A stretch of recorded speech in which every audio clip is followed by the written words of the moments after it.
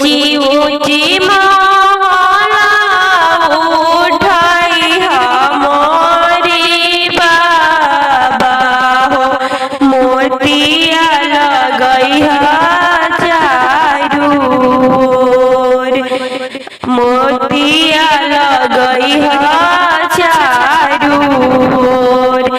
आंगना में रुपया बाबा तुलसी के गठिया, दुआरा गजलावा के फूल, दुआरा गजला के फूल। सब कोई देखेला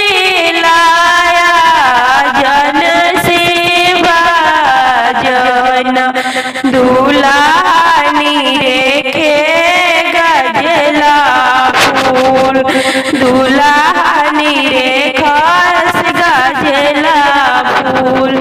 दाना दहेजा ससुर सब कुछ लेबो, दुआरा गजलावा के फूल, दुआरा गजलावा के फूल।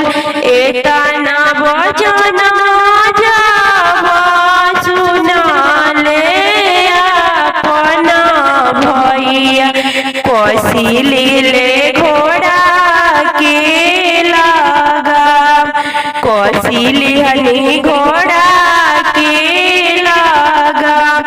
दाना दहेजा जीजा सब कुछ देव नाही, देव नाही गजला के फूल, देव नाही गजला के फूल।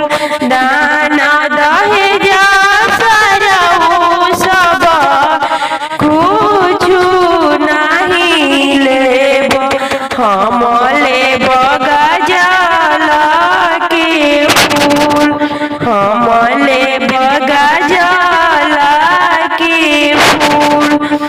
रखबो में रखबो सरवा तोहरा बहिनिया हो, रखबो नैनवा के बीच, रखबो में रखबो मामी तोहरो दुलारी धिया, रखबो नैनवा के बीच, रखबो हम नैना के बीच। ऊंची ऊंची माला उठाई मोरा बाबा हो, मोतिया लगई चारू ओर, मोतिया लगई नावाला। आंगना में रुपया भैया तुलसी के पेड़ावा, दुआरा